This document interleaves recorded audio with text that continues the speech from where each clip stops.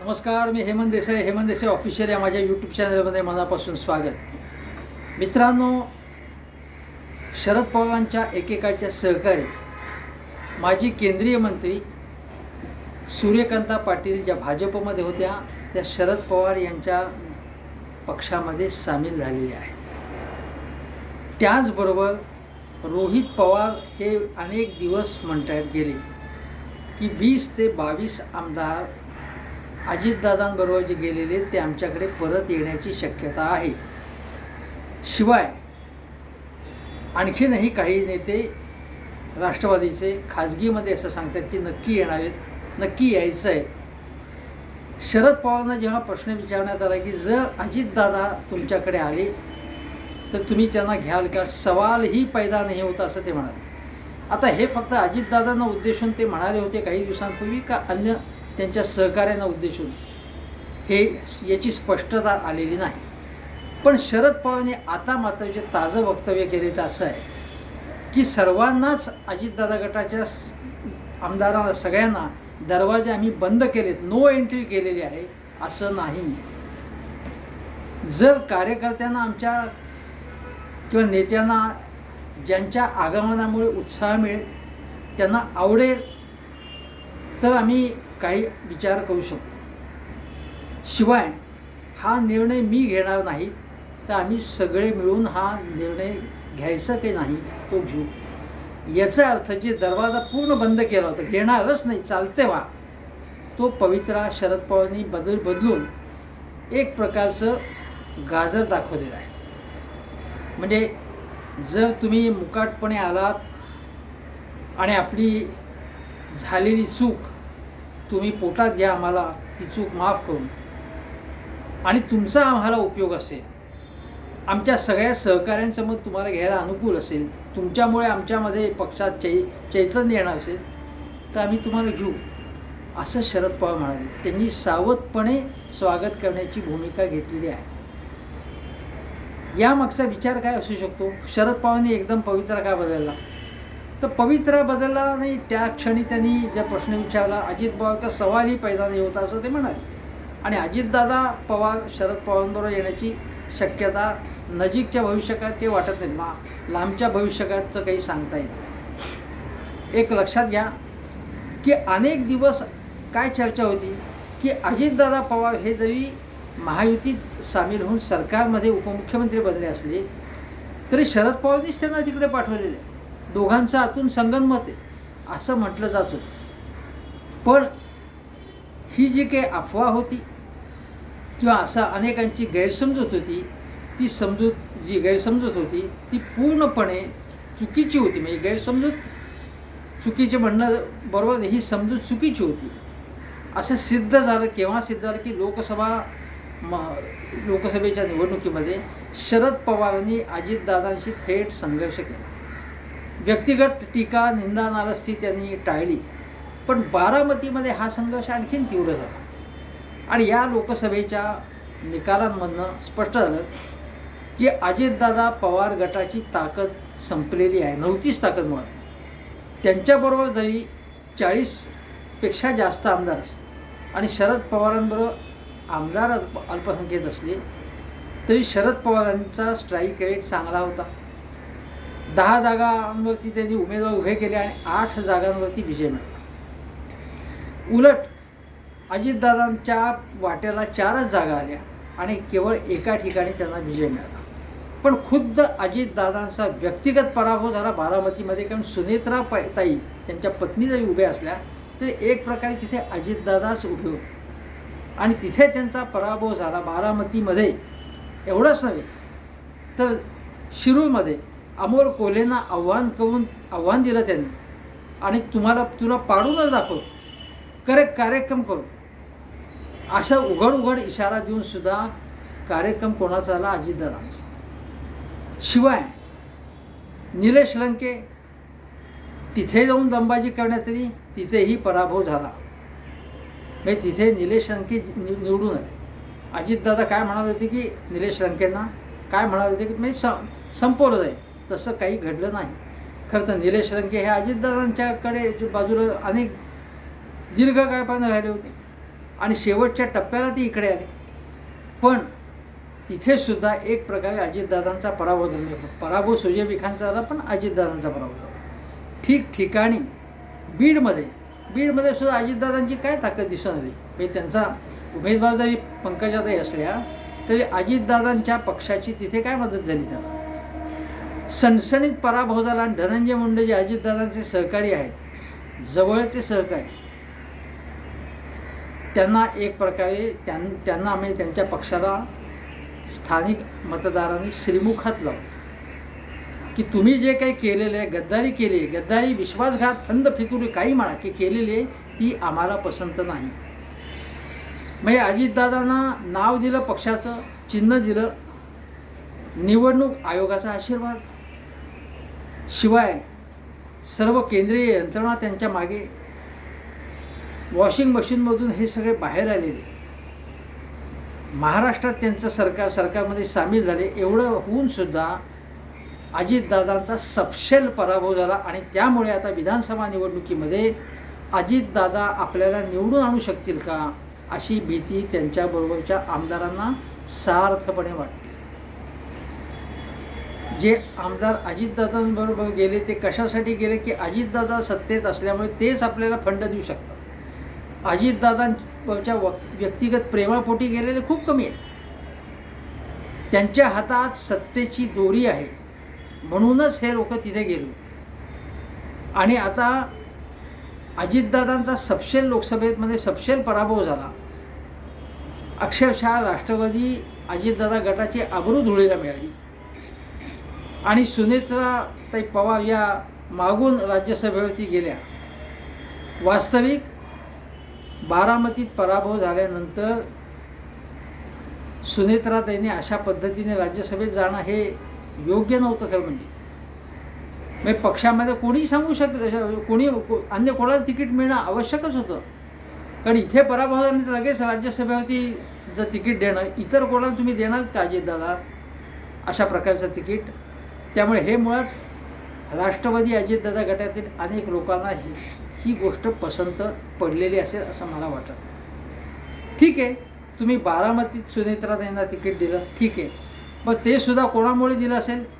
मी अजितदादांचाच तो चॉईस होता किंवा त्यांच्याच पक्षाला सांगितलं होतं की तुम्ही निवडा असं देवेंद्रजी जाहीरपणे म्हणाले. प्रत्यक्षामध्ये असं असेल असं मला वाटत नाही. कारण घर फोडणं, घरामध्ये भांडणं लावून देणं हा भाजपचा उद्योग आहे. आणि म्हणून सुनेत्राताई किंवा अजितदादा विरुद्ध शरद पवार असा संघर्ष लावून देणं ही भाजपचीच करामत असेल. आणि अजितदादा दडपणामुळे त्याला बळी पडले असतील. आता गोष्ट अशी की या महायुतीमध्ये अजितदादांचा अपमान किती झाला. अगदी सुरुवातीला बघितलं ते जॉईन झाल्यानंतर त्यांना बघा ते म्हणत काय होते की मला मुख्यमंत्री तर होताच आलं नाही, होणं शक्य नव्हतं. अगोदरच एकनाथ शिंदे मुख्यमंत्री होते. त्यानंतर त्यांची प्रत्येक फाईल ही अर्थमंत्र्यांकडे म्हणजे तत्कालीन अर्थमंत्री मग गृहमंत्री देवेंद्र फडणवीसांकडे जाईल आणि मग ती मुख्यमंत्र्यांकडे जाईल असा फतवा निघाला आणि जाहीरपणे सांगण्यात आलं. त्याच्या पुढच्या टप्प्यामध्ये जर बघाल तुम्ही तर एकनाथ शिंदे आणि अजितदादा गट यांच्यामध्ये एक सुप्त संघर्ष चालू असलेले दिसते. आणि सातत्याने एकनाथ शिंदे गट किंवा एकनाथ शिंदे स्वतः सांगत होते की मुख्यमंत्री मी आहे, मी काय ते महत्त्वाचे निर्णय घेणार, मी ठरवणार काय. शासन आपल्या दारी हा जो कार्यक्रम आहे तो शिंदेंनी असं सातत्याने दाखवलं की हा कार्यक्रम माझ्या डोक्यातला आहे, माझा कार्यक्रम आहे. आणि अजितदादांना त्यांच्याबरोबर जायला लागलं ज्या कार्यक्रमावरती स्वतः अजितदादांनी विरोधी पक्षनेते असताना टीका केली. मी किती अपमान आहे हा, केवढा अपमान आहे. शिवाय त्यांना अर्थ खात्यामध्ये निर्णय घेण्याचं स्वातंत्र्य म्हणजे फाईल तर द्यायला लागतच होती, पण निर्णय घेण्याचं स्वातंत्र्य एवढं नव्हतं. बघा, फंड देण्याबाबत अजितदादा भेदाभेद करत होते असं महाविकास आघाडी ते अजितदादा अर्थमंत्री असताना शिंदे सेनेची टीका होती. त्यामुळे अजितदादा जेव्हा महायुतीत गेले आणि एकनाथ शिंदे त्यांचे बॉस झाल्यावरती अजितदादांना काहीच करता येईना, आपली मनमानी जी करणं हा अजितदादांचा स्वभाव आहे. त्याला मुरड घालायला लागली त्यांची, तो अजून एक अपमान झाला. आत्ता शिंदे सेना त्यांनी वर्धापन दिन आपला साजरा केला आणि त्या वर्धापन दिनाच्या कार्यक्रमामध्ये रामदास कदम यांनी थेट अजितदादांवरती तोफ डागली आणि हे नक्कीच एकनाथ शिंदेना अगोदर सांगून त्यांनी केलं असणार, कारण एकनाथ शिंदे कसं बोलू शकतील थेट अजितदादांच्या विरोधात. म्हणून त्यांनी रामदास कदम यांच्या माध्यमातून की अजितदादा जर लगेच आले नसते आमच्याबरोबर तर बरं झालं असतं, त्यांच्यामुळे आमच्या नेत्यांची मंत्रिपद हुकली, ते जागा अडून बसले, ते खुर्च्या अडून बसले असं ते म्हणाले. अन्य काही शिंदे सेनेच्या नेत्यांनी सुद्धा अजितदादांच्याबद्दल नाराजी व्यक्त केली. खाजगी तर शिव्याच घालतात हे लोक. आता हा भाग सोडा.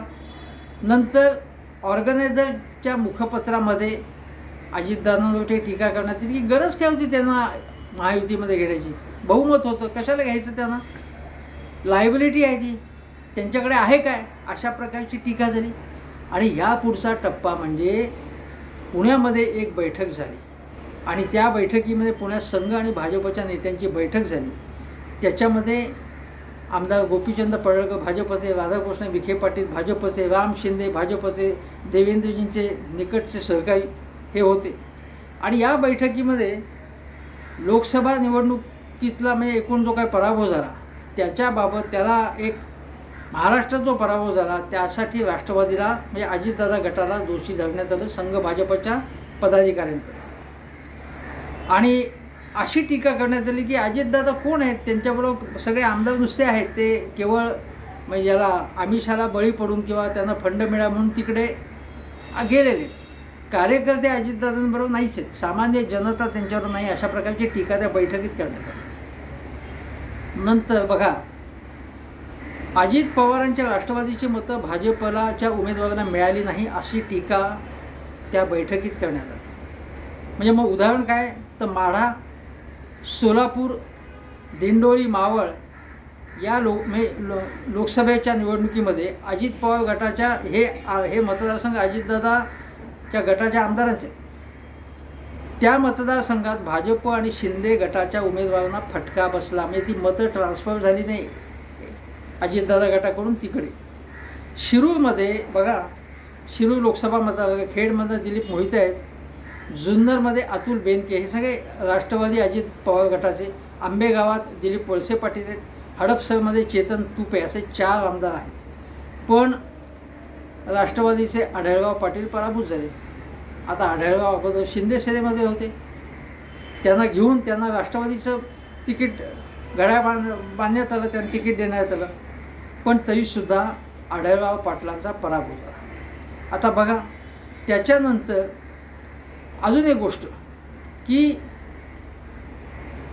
जेव्हा ऑर्गनायझरमध्ये असं म्हणण्यात आलं की अजित पवारांमुळे भाजपची ब्रँड व्हॅल्यू घटली, तेव्हा त्यांच्यावरती म्हणजे अजित पवार गटाच्या नेत्यांनी टीका केली, प्रतिटीका केली, म्हणजे ऑर्गनायझरवर असेल, संघ भाजपच्या याच्यावरती टीका केली.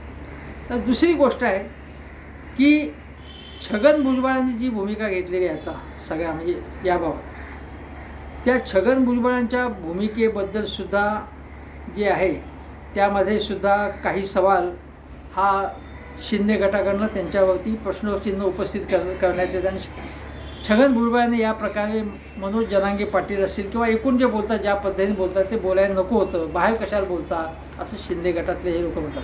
छगन भुजबळ हे शरद पवार गटातले आहेत, पण छगन भुजबळांचं वैशिष्ट्य म्हणजे गेले काही दिवस सातत्याने ते शरद पवारांबद्दल मवाळ भूमिका व्यक्त करतात, कधी कौतुक करतात त्यांचं, कधी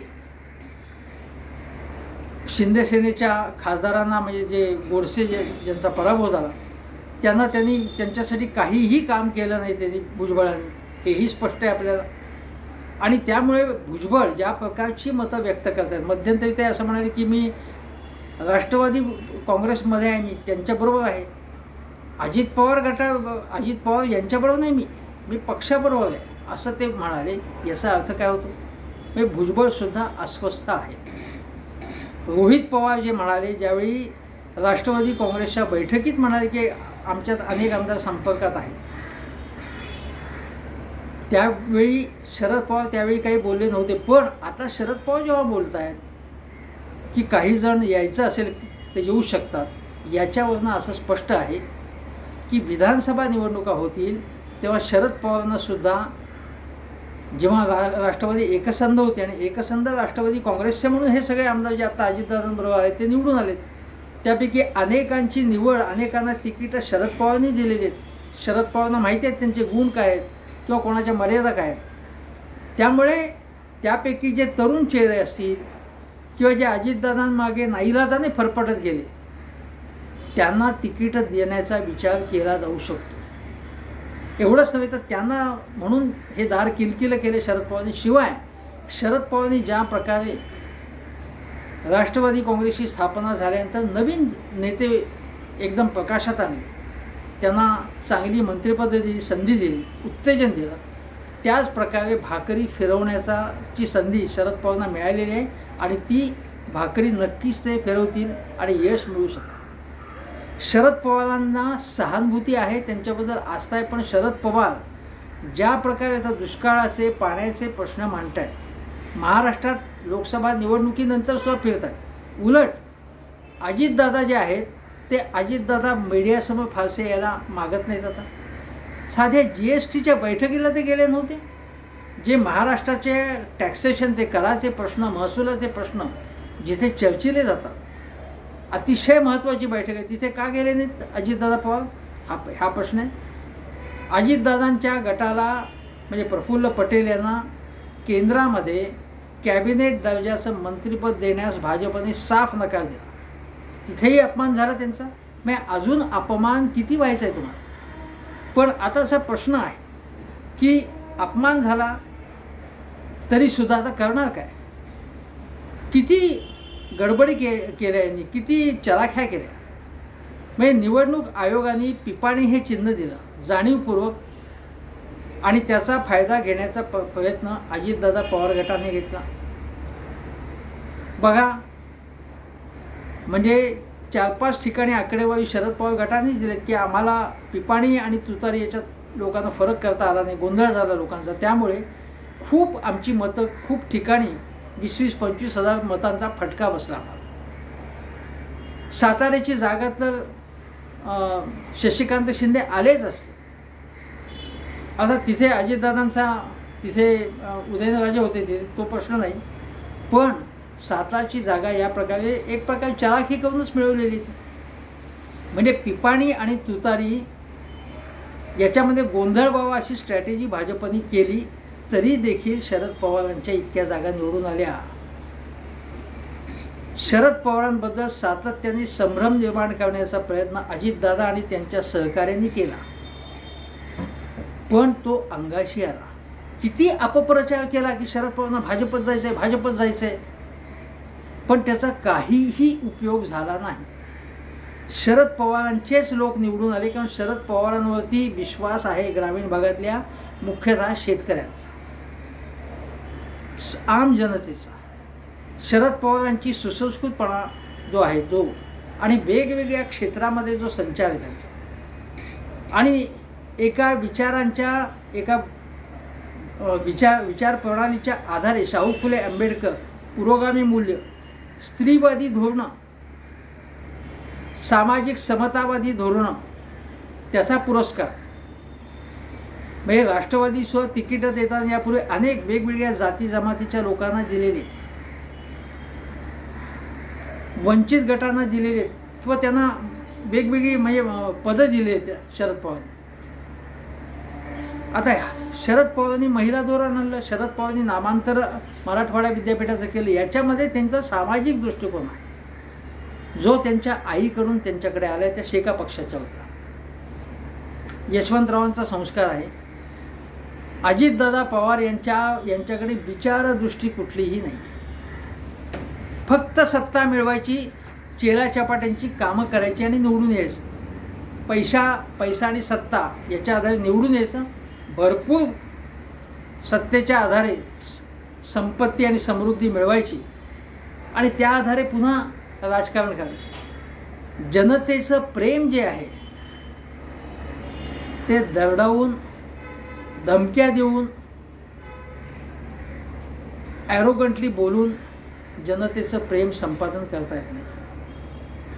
शरद पवारांच्यामध्ये एक मिश्किलपणा आहे. साहित्य, संस्कृती, नाट्य, लोककला या सगळ्या गोष्टींशी संबंध येतात. शरद पवारांचं वाचन आहे. वैज्ञानिकांशी, कृषी क्षेत्रातल्या शास्त्रज्ञांशी, नवीन प्रयोगांची ते माहिती घेतात. याच्यामधून तुमची एक दृष्टी आणि बैठक तयार होते. वैचारिक तुमची एक विजन तयार होते. पर्स्पेक्टिव्ह येतं तुम्हाला. अजितदादांच्या भोवती जी माणसं असतात ती काहीतरी फायदा मिळेल या पोटी असतात. शरद पवारांकडे जातात ती विचारविनिमय करण्यासाठी जातात, चर्चा करण्यासाठी जातात, काही नवीन समजून घेण्यासाठी जातात. ही जी गोष्ट आहे शरद पवारांच्यामधली ती अजितदादांमध्ये बिलकुल नाही आहे. म्हणजे इतके वर्ष काकांच्या सहवासात राहूनही शरद पवारांचा काम करण्याचा गुण त्यांनी घेतला आहे. पण केवळ काम करणं हा शरद पवारांचा एकमेव गुण आहे का? बाकीचे जे गुण आहेत त्यांच्यामधले ते गुण अजितदादांनी का घेतले नाहीत? केवळ पैसा मिळवणं, केवळ फायदे मिळवणं एवढंच. शरद पवारांनी विरोधी पक्षनेता असताना शेतकरी दिंडी काढली, अनेक आंदोलनं केली आणि केवळ 5-6 आमदार बरोबर होते. एकेकाळी सगळे सोडून गेले त्यांचे साथ. पण पुन्हा ही संख्या 50, 60, 70पर्यंत त्यांनी नेऊ शकले. आपल्या हिमतीवरती, स्वकर्तृत्वावरती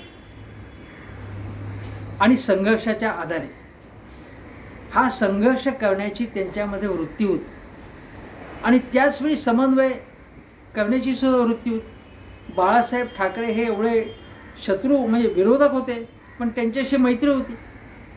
अजितदादांमध्ये शरद पवारांचे या प्रकारचे कुठलेही गुण नाही किंवा ही सर्व समावेशकता नाही ही आपण लक्षात घेतली पाहिजे. त्यामुळे त्यांच्या एक लिमिटेशन्स खूप आहे. मी असं गृहीत जाता आता असं लक्षात घ्या तुम्ही. आता युगेंद्रनी समजा अजितदादांच्या विरोधात उभे राहून त्यांचा पराभव केला. अजितदादांचा पराभव झाल्यावरती आणि मग समजा विधानसभेनंतर महाविकास आघाडीची सत्ता आहे तर विरोधी पक्षनेते म्हणून अजितदादा हे यशस्वी ठरतील का? कारण एक तर ते निवडून समजा येणार नाहीत, पोटनिवडणुकीत आले कुठल्या, पण मग तसा टिकाव धरण्याची त्यांच्यामध्ये ताकद आहे का? त्यांची थिअरीच आहे की सत्तेत राहूनच कामं होतात, विरोधी पक्षामध्ये कामं होऊ शकत नाहीत, त्यामुळे सत्तेतच गेलं पाहिजे. मग जर महाविकास आघाडीची सत्ता आली तर अजितदादा म्हणतील त्यांच्या सिद्धांतानुसार की सत्तेत गेलं पाहिजे, मग ते महाविकास आघाडीत जातील का आणि शरद पवार त्यांना घेतील का? हा जो भाग आहे मी आता लक्षात घेतलं पाहिजे की अजितदादांची कोंडी झाली की महायुतीमध्ये त्यांना भाजपमध्ये सुद्धा भाजपमधल्या बहुसंख्य लोकांना ते नकोच आहेत, नको होते फॉर दॅट मॅटर. दिल्लीहून आदेशाला फडणवीसांनी आग्रह झाला म्हणून घेतलं त्यांना, ते नकोच होते. त्यांच्याबद्दल केवळ नको होते नाही, त्यांच्याबद्दल प्रचंड राग आहे भाजपच्या लोकांच्या मनात. एकनाथ शिंदेंच्या मनात सुद्धा त्यांच्याबद्दल राग आहे, तो ते व्यक्त करत नाहीत किंवा त्यांचे सहकारी काही सहकारी व्यक्त करतात. म्हणजे महायुतीत ते नकोसे आहेत. अजितदादांचे जे कोणी आसपास वावरणारे जे काही त्यांचे भक्त असतील किंवा स्पष्ट शब्दात चमचे म्हणू आपण, ते जय जयकार करतील त्यांचा.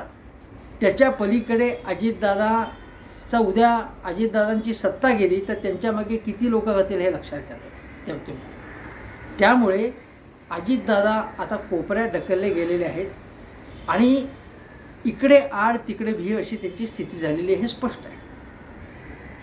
त्यामुळे अजितदादांच्या बरोबर जे गेलेले लोक आहेत त्यांना उद्या ज्या लोकसभा मतदारसंघात जे विधानसभा मतदारसंघ येतात आणि जिथे महाविकास आघाडीच्या उमेदवारांचा विजय झालेला आहे किंवा शरद पवार गटाच्या खासदारांचा विजय झाला आहे, तिथे आपला पराभव हमखास होण्याची दाट शक्यता आहे असं अजित पवार गटाच्या आमदारांना वाटत असणार. मग आपलं भवितव्य काय विधानसभा निवडणुका झाल्यानंतर? म्हणून आता जसजसे दिवस जातील तसतसे हे आमदार शरद पवारांच्या बाजूला एकतर जाऊ शकतील, काही जण काँग्रेसमध्ये जाऊ शकतात आणि काही जण भाजपत जाऊ शकतात. अजितदादा काय करणार हा प्रश्न आहे.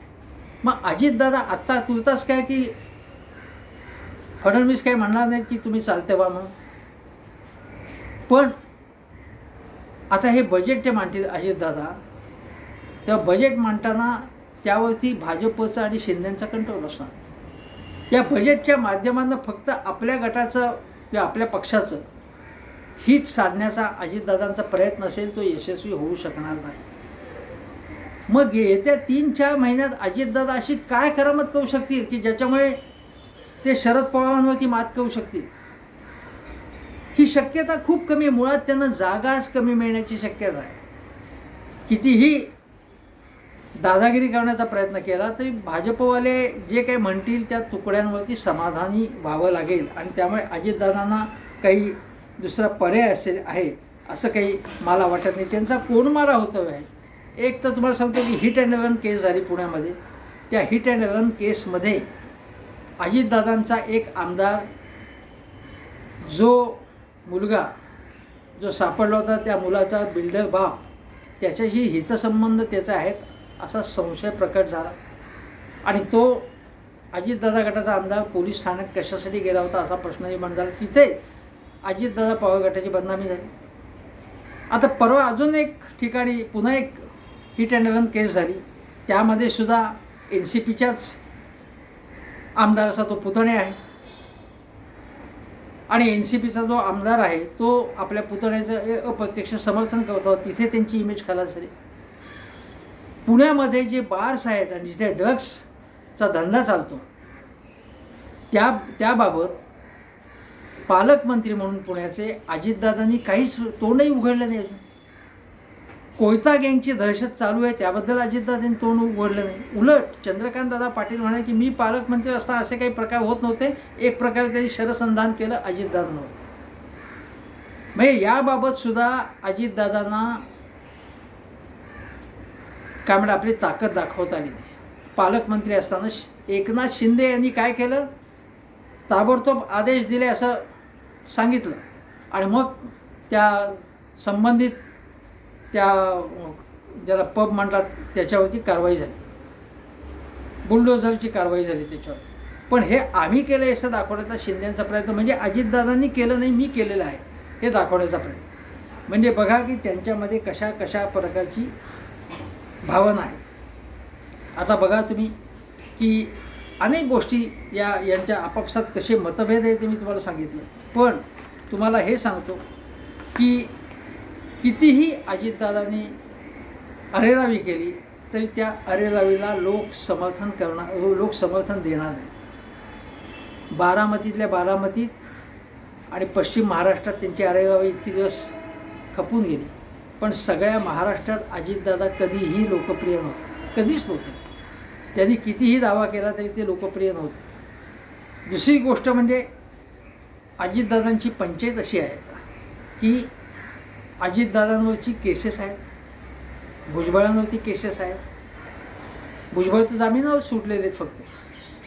अशा वेळी अजितदादा भाजपशी थेट संघर्षाची भूमिका घेऊ शकत नाही. याला दुसरी एक बाजू अशी आहे की आता केंद्रातलं मोदी सरकार हे पूर्वी इतकं शक्तिमान नाही आहे. त्यामुळे माहीत नाही आपल्याला की आता यानंतरच्या काळात ईडीचा किती आक्रमकपणे वापर होईल. पण वापर तर करू शकतात अजितदादा विरुद्ध, कारण अजितदादांच्या गटाची ताकद ती किती आहे ते समजा उद्या अजितदादांनी महायुतीतनं फारकत घेतली आणि त्यांच्या मागे ईडी लावली, ते हे ताकद काय त्याची, ते काय करणार त्याच्याबद्दल. आणि उलट शरद पवार म्हणू शकतील की मीच तुम्हाला म्हणालो आहे की तुम्हाला जर अजितदादा आणि त्यांच्या सहकाऱ्यांच्या भ्रष्टाचाराची प्रकरणं उकरून काढायची असतील किंवा त्यामध्ये काही भानगडी असतील त्यांनी केलं असं वाटत असेल जरूर चौकशी करा असं शरद पवार गेले वर्षभर म्हणतात. त्यामुळे शरद पवारांचं याच्यात काहीही जाणार नाही. उलट मी तुम्हाला सांगतो आहे की विधानसभेमध्ये शरद पवारांनी सांगितले की हे सरकार मला बदलायचं आहे असं शेतकऱ्यांनाही त्यांनी सांगितलं. अतिशय आत्मविश्वासाने, आत्मप्रौढीने, आत्मविश्वासाने ते बोलले. आणि त्या दृष्टिकोनातनं शरद पवार जुळवाजुळव करता जी पटकन लक्षात येणार नाही. म्हणजे ते उमेदवार हेरत असतील, कुठे आपण जागा लढवायच्या ते हेरत असतील, आपलं सरकार आल्यानंतर नेमका कोणचा अजेंडा राबवायचा आहे, प्रचारामध्ये नॅरेटिव्ह कुठलं आपलं लोकांपुढे मांडायचं ठेवायचं आहे, हे सगळं विचार शरद पवार दूरदृष्टीने करतच असतील याच्याबद्दल मला खात्री आहे. शरद पवार हे उसनी आक्रमकता कधीच दाखवत नाही. ते शांतपणे बुद्धी स्थिर ठेवून बोलतात आणि 2-3 वाक्यातच प्रतिपक्षाला संपवण्यामध्ये त्यांचा हातखंडा आहे. शरद पवार जे बोलतात त्याच्या अर्थ अनेक दिवस लोक शोधत बसतात आणि जेव्हा करेक्ट कार्यक्रम होतो तेव्हा त्यांच्या लक्षात येतो. आज मात्र अशी स्थिती आहे की शरद पवार आणि उद्धव ठाकरे यांच्याबद्दलची सहानुभूती अजिबात कमी झाली नाही. सहानुभूतीचा पूर संपलेला आहे, उसळलेला आहे असं कोणी म्हणू शकणार नाही. पण केवळ सहानुभूती नाही, इथे अजितदादा आणि शिंदे गटाबद्दल लोकांच्या मनात तीव्र संताप आहे. ज्या पद्धतीने भाजपनं 2 पक्ष फोडले, सगळ्या यंत्रणांचा वापर करून फोडले, त्याच्यामधनं नुकसान कोणाचं झालं? भाजपचं नुकसान झालं. महाविकास आघाडीचं अजिबात नुकसान होऊ शकलं नाही. महाविकास आघाडी बुलंद आहे आणि 30+1 31 जागा त्यांनी 48 पैकी जिंकल्या आहेत आणि भाजप सकट महायुतीला 17 जागा मिळाल्या. भाजपला केवळ 9 जागा मिळाल्या. म्हणजे मग भाजपचाच याच्यामध्ये पराभव झाला. भाजपनी काय साधलं याच्यातनं? देवेंद्रजींनी, अमित शहा, मोदीजींनी काय साधलं याच्यात? आणि प्रचारामधनं उद्धव ठाकरे आणि शरद पवार यांचा अपमान करणं, नकली संतान, भटकती आत्मा असे उद्गार काढून, आणि त्या बाबतीत सुद्धा अजितदादा पवारांनी भटकती आत्मा असं आपल्या काकांबद्दल बोलले मोदीजी, पण चकार शब्द उच्चारला नाही अजितदादांनी. तुमच्या काकांबद्दल, ज्या काकांनी तुम्हाला इतके सगळे फायदे दिले, तुम्हाला ओळख तुमची मिळवून दिली, त्या काकाबद्दल या शब्दामध्ये मोदी बोलत होते. आणि भाजपचे अनेक सहकारी मित्रपक्षातले लोक वाटेल ते शरद पवारांबद्दल बोलत होते, तेव्हाही अजितदादा काही बोलले नाहीत. आणि हे चंद्रकांतदादा पाटलांना फक्त एकदाच ते म्हणाले की तुम्ही येऊ नका, कारण शरद पवारांना संपवण्याची भाषा त्यांनी केली. शरद पवारांबद्दलच्या प्रेमातनं अजितदादा असं म्हणाले नाही की माझ्या काकांबद्दल असं बोलू नका. त्यामुळे सुनेत्रा त्यांचं मतदान कमी, त्यांना होणार मतदान कमी होईल हा अंदाज त्यांना आला. शरद पवारांची ताकद किती आहे? काकांनी 84व्या वर्षाचा असताना आपल्या पुतण्याला पूर्णपणे लोळवलेलं आहे.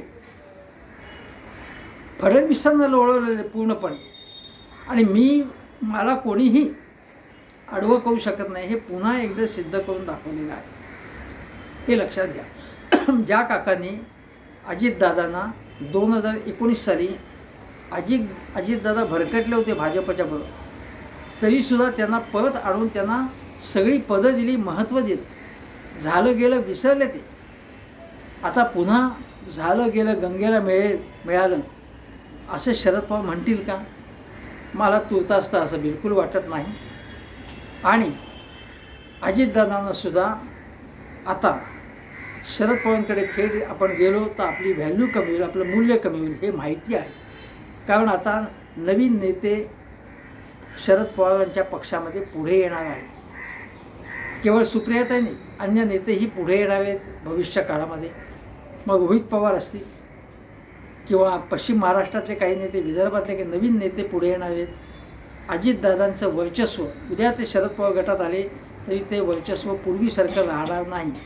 अजितदादांचे दिवस, बहारीचे दिवस आता संपलेले आहेत. आता त्यांना याचा अर्थ अजितदादांचं राजकारण संपले असं मी घाईघाईत निष्कर्ष काढणार नाही, पण बहारीचे दिवस त्यांचे संपलेले आहेत. आणि आपण किती घोडचूक केलेली आहे, आपण किती वाईट आणि दगाबाजीचं राजकारण केवळ भाजपच्या मोहाला बळी पडून, भाजपच्या तपास यंत्रणांना घाबरून आपण केलेलं आहे. मनातल्या मनात ते पश्चाताप त्यांना होत असेल, पण आता त्याचा काही उपयोग नाही. पुष्कळ उशीर झाला आहे. आता अजितदादांबरोबर गेलेल्या आमदारांना मात्र साहेब आम्हाला वाचवा असं म्हणण्याची पाळी आली आहे. एवढंच सांगतो. धन्यवाद.